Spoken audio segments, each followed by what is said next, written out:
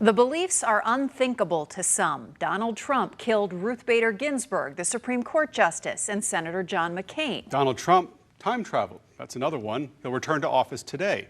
Family members of some QAnon followers say that's what their loved ones believe. Wink News reporter Morgan Rynor joins us in the studio now. These beliefs are really driving wedges into relationships. Chris, the people I spoke to believe they've lost their family member, not physically, but psychologically. When given the option, continue following QAnon or be in the family, they chose Q. They're sharing their stories with you today, a day when the Capitol is locked down to show that QAnon does more than just promote dangerous theories. It's taking a toll on hundreds of thousands of Americans emotionally.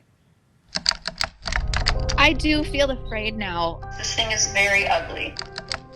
Lisa Croce is Joseph Manzi's only daughter. I always remembered him being really nice and caring and, happy. She's the mother to his only grandchildren. Wow, throw that baby away. He loves the kids and they love him. He's retired now and spends a lot of his time online. Too much time, if you ask Lisa. This misinformation that's just everywhere, that's just bombarding these people that are following it. Following QAnon's conspiracies, she says he sends texts saying they've got JFK Jr. alive.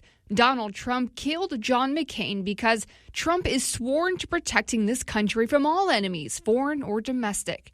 He had no other choice. He'll say something like, show me the evidence if you try to dispute something. But then any evidence that you send is immediately rejected because it's from the Washington Post or it's from Harvard or it's not from these, BitChute videos. After the January 6th Capitol riot, where people wore QAnon apparel with pride, where a man known as the QAnon shaman was arrested, Lisa said enough. At one point, he believed that it was staged. He said, the woman that was shot, he thinks that was all fake and staged.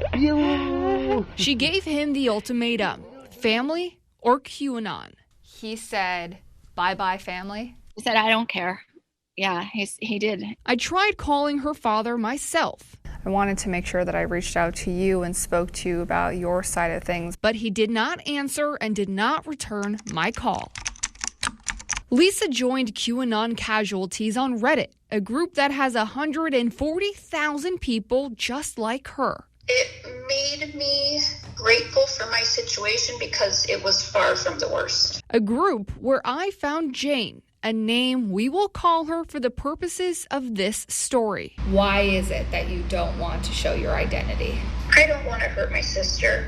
I love her. Her sister lives in Fort Myers, active in the church community. It does evoke imagery around God, and it has caught on heavily in churches. Lisa and Jane don't know each other, but they are hearing the same conspiracies from their loved ones. He was trying to prepare me that Trump might be reelected, and I sternly told her that was just impossible, and she just pushed back that no, I should be prepared. Do you think if your sister was given the ultimatum today to pick QAnon or pick her family, that she would side with QAnon?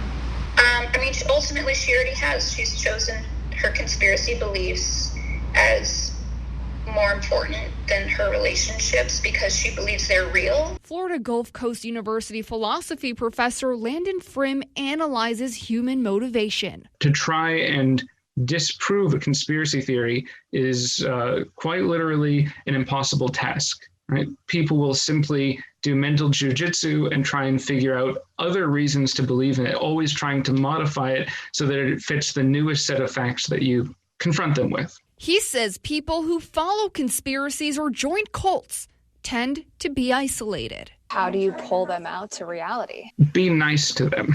And when that doesn't work? It takes two people. So if you're not going to both come to the middle, then someone's going to have to eventually decide that they need to walk away. Reed Kirchhoff, the clinical supervisor at the David Lawrence Center, says it's okay to say goodbye. I hope that people who are the person that is a QAnon follower can see how much this hurts the people that you love. We just feel like you're lost to us. We feel like we don't even recognize you or know you. For me, that's one of the greatest costs of this movement, that doesn't get enough attention. But when one conspiracy after another doesn't come true, QAnon followers stay firm in their beliefs.